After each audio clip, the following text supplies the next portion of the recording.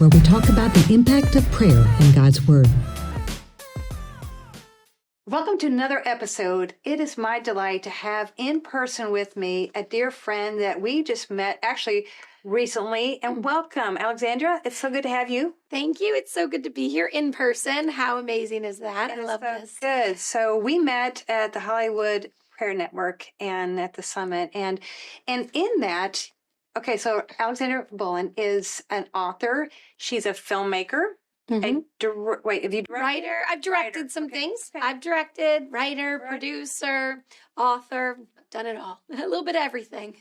So it is so fun for me because my son being an actor and now is getting ready to produce. So like you guys have such a lot of things in common. But what I love, and not only in your book here, but in the movies that you've been producing, it is family friendly. And a value that we all can really appreciate. And it's something that you have a conversation after that. Yes. But your journey, what I was inspired by in your book and I've read about is how you never gave up when you knew God's calling. Tell me, like give us an understanding of what you did that why you wouldn't quit. Why I wouldn't quit. I know. I looked back at why God called me to do this, because when God calls you to do something, it's scary, and especially when it's big, and you're like, why me, God? Okay. I always say God does not call the equipped, he equips the called. That's so true. And that has been so good, because sometimes I'm like, God, I'm not ready. And he's like, I'm ready. You just have to go. And so, I moved to LA when I was 19 years old. My father's a pastor in Massachusetts, and I really wanted to pursue acting. I thought it was what God had called me to do. So I packed up my bags and I moved to Los Angeles, and I spent, 10 years really pounding the pavement as an actor, but it wasn't going well. And it was roadblock after roadblock, and I became homeless. And finally in 2009, I was 29 years old. It was 10 years from the date of moving to LA. I was like, okay, God, I don't think this is what you want for my life anymore. And I'm willing to give it up. And I was thinking about moving to Albuquerque, New Mexico. I heard the industry was booming, but I actually think I just needed a break from Los Angeles, because that town is tough, right? And it was. Yeah, I've been in there, and it is a lot of prayer and overcoming discouragement. Yeah, and being rejected. Rejected. I think actually I see now that God was preparing me for rejection, because as an actor you're rejected, but you're rejected in every part of the film. Just like anything in life. Right. When you're putting something out there, you're setting yourself up to maybe be rejected by somebody. So I actually look back and go, oh, God was just preparing my heart. I wasn't really being rejected. It was that he had a big calling on my life, and he's like, let's get used to this for a little while, you know? And it gave me a thick skin. And especially, even more so than dealing with rejection as an actor, I have so much confidence when I go into a meeting, because I'm working for the creator of the universe. So when I go into a meeting, I just think I'm working for God. So it doesn't matter what you have to say, because if God wants this, it's going to happen. And and you're inviting God into that conversation. So I think that's what's so beautiful, is that you allow God to equip you and help you, and all those journeys. It's a new perspective. I love that you have used that as a perspective of it's when God's trying to refine us and cause us to lean into him and trust him in our journey when we don't understand it in the moment. Yeah. But the fact that you were willing to keep on trying and that you stopped and like, okay, God, you yielded your will for God's will. Yeah. And that's what he's really looking for. Yes. And I say that all the time, because I moved to Albuquerque, New Mexico in 2009. And I really actually just resurrendered my life to the Lord. And I was like, okay, my will is not going well. And I want to be in your will, God. And I will give it all up if you don't want me to do this anymore, which is a tough thing to say when you love something so much. But I really had hit that rock bottom part of my life where I was like, and I have learned that, let me tell you, being in the will of God is so much better than being in your own will. And I didn't know that God had all these talents that he had put in me that I had put under a bed and shoved it away and only was pursuing acting. And when I moved out to Albuquerque, I started writing and producing and creating stuff. And I was like, like, oh, well, this is awesome. And also, you know, as an actor, you can't work hard enough for someone to pick you. And I have a very strong work ethic. And so it was making me crazy because I would work so hard, but I had no control over the outcome. But you know, I saw that same thing with my son. We would go into the audition room, and really what we would find out is who had already been cast. We would look at their ethnic background. And then we realized when we walk into the room and we saw the age bracket and if what the competition might be, but really what it was nothing about his abilities. It was more about what they were still looking for, whatever color, race, gender, whatever they still needed on the other side of the different shows that he was auditioning for the film. And you're like, it wasn't based on always talent. No. It didn't matter how good you did. Didn't matter how good you did. Even when the casting director said, oh, that was really great, you know, and you get a call back and you still, it's like, you don't know what's on the other end of that, which, you know, it's amazing, like you said, especially when you have that hard working ethic. Like my son was doing the same thing. And doing his studies and memorizing nonstop. And you're like, wow. It's like, so we would always go in with the attitude, okay, you're practicing and you're working. This is your job, is to audition. And so, but I think it's great though that you continue to walk through it with the perspective that you have. Yeah. And then God called me to the other side of the camera. Open up a new world. Exactly. And if I had never started writing and producing, I would have never found out this love I have for something that is totally different. And I'm so grateful that I moved to Albuquerque and I opened up my hands and said, okay, God, whatever you want for my life, I'll do it.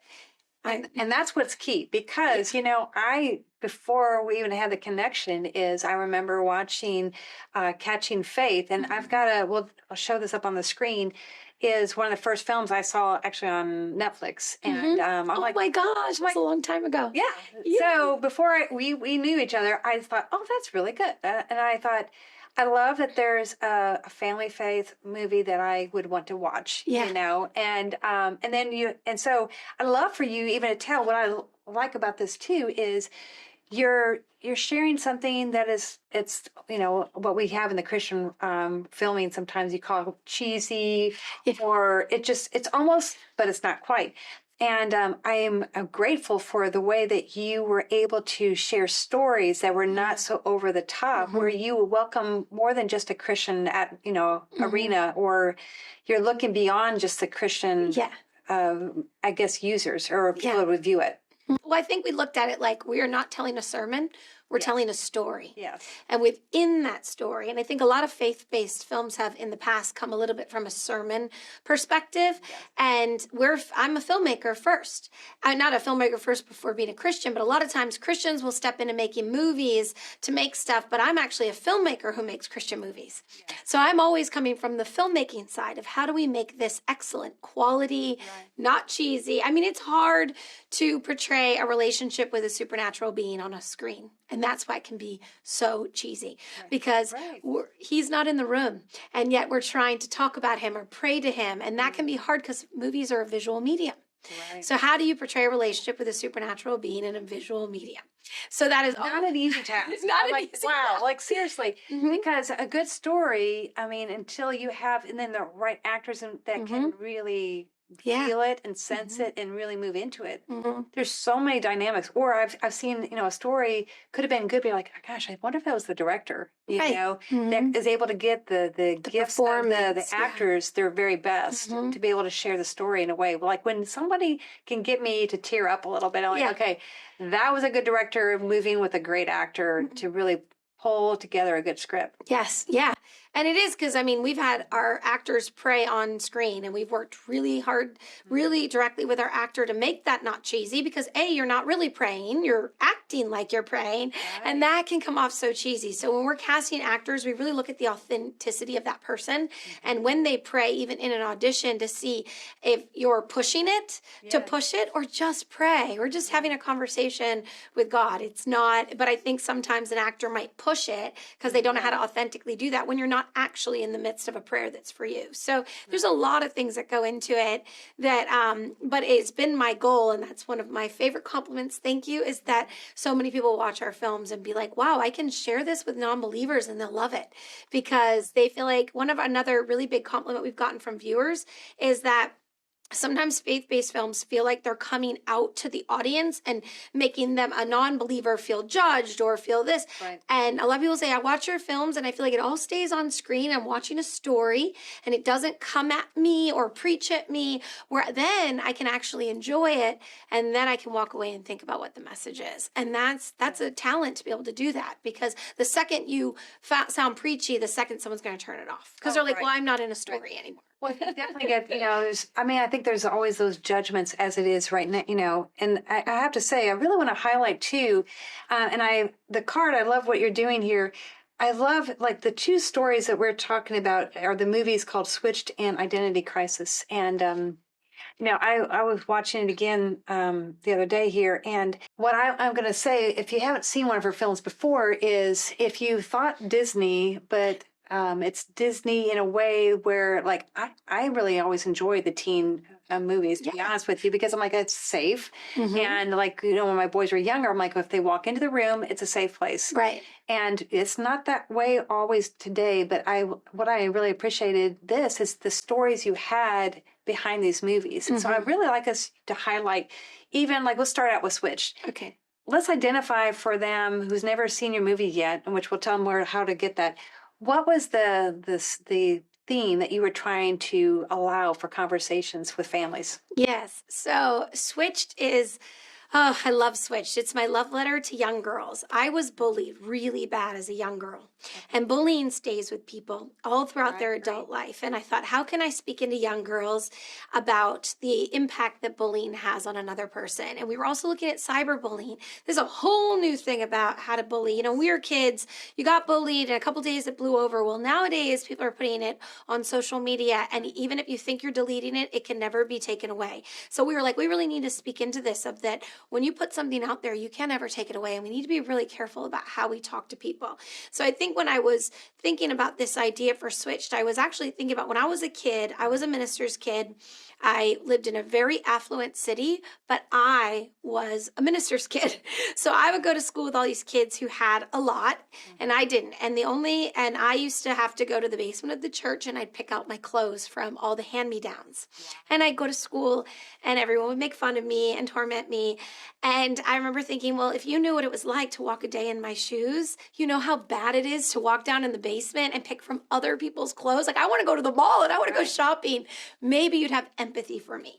And that was sort of, and that was part of your line in the movie. yes. And it really resonates. Yeah. Because I'm like, how many times have we grown up? I think a lot of people that never talked about it have been bullied. Yes. And embarrassed and shamed. Right. And you didn't even earn it, you know? I mean, some things you didn't even do to earn that position. Right. Yeah.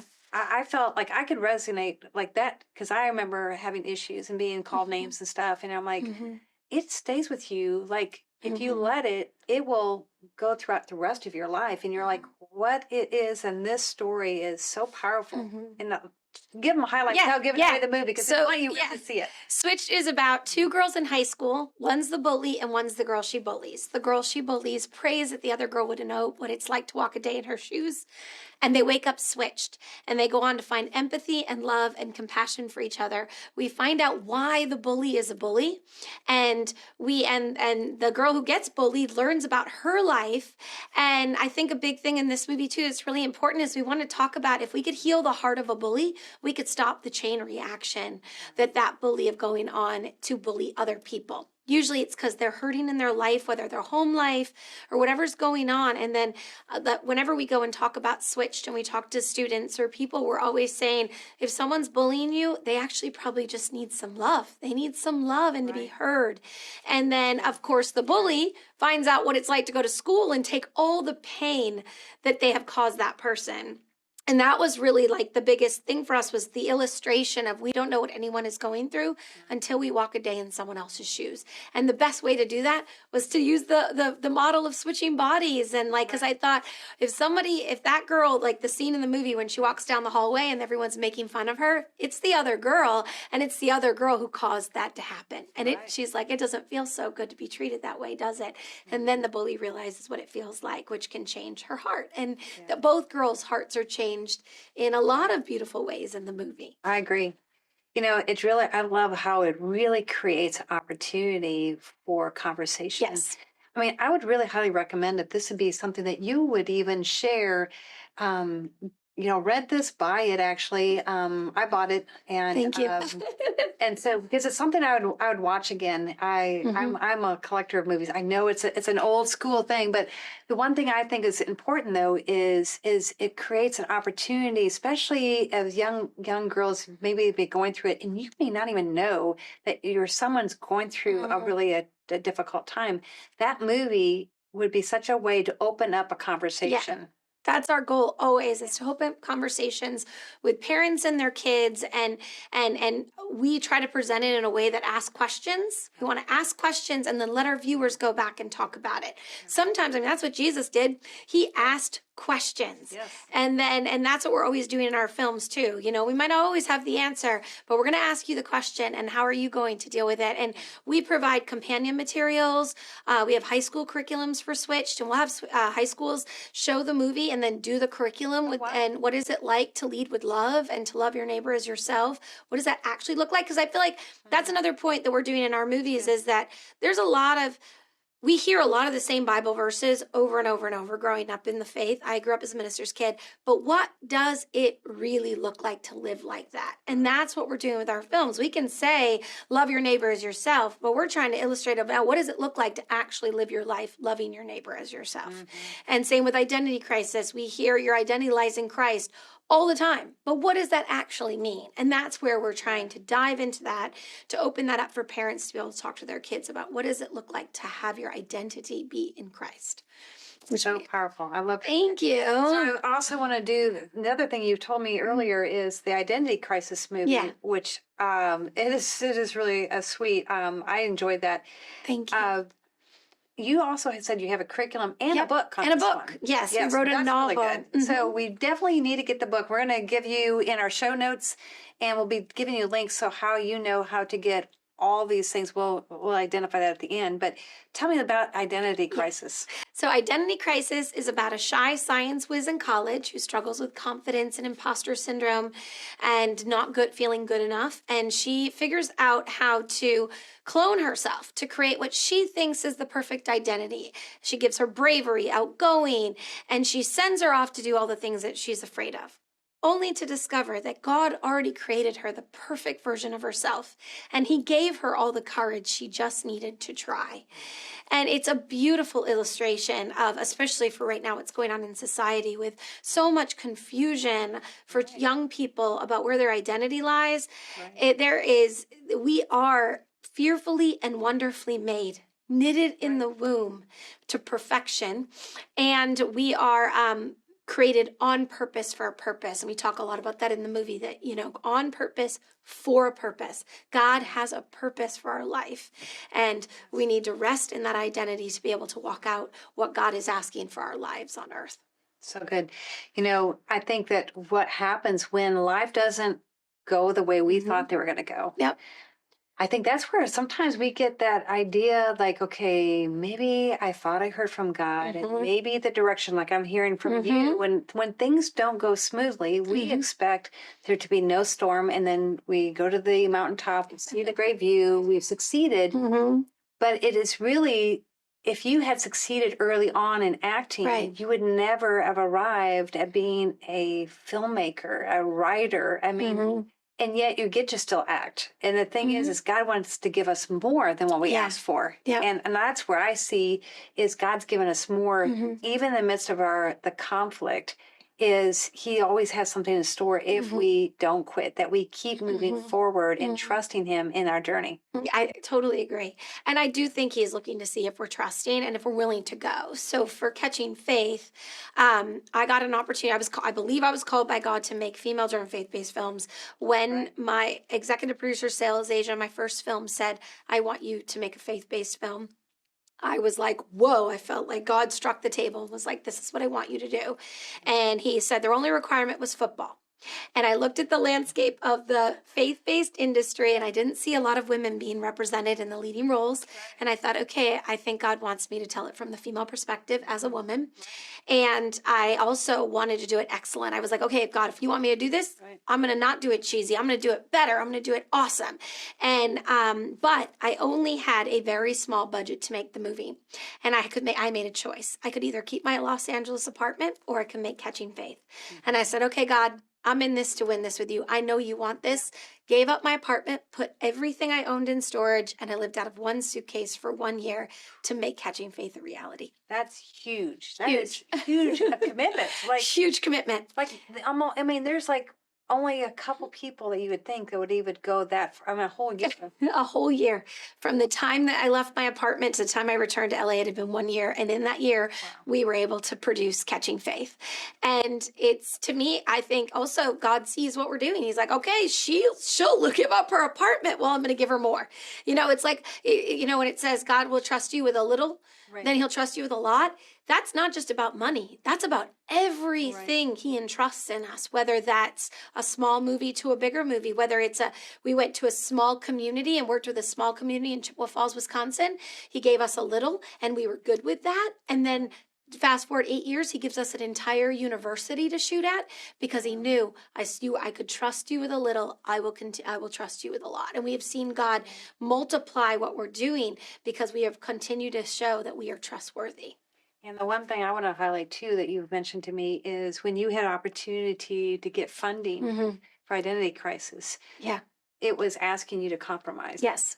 And so what's the backdrop on that? Yeah, so Switched was the one that that's all right. Okay. Switched, we actually, because of Switched, it opened the door for Identity Crisis. So, so thank goodness for Switched. But we got offered a very large sum of money from a studio if we would do two things: remove God and make it raunchy and have the girls do inappropriate things. Right.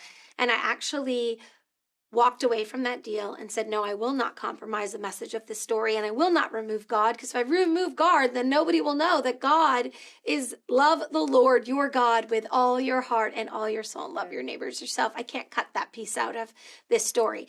You can only love your neighbor as yourself if you first are loving the Lord your God with all your heart and all your soul. So it'd be like cutting off a limb. You can't do that. You have to have it. So we walked away from a very large deal to not compromise our values and not compromise for God.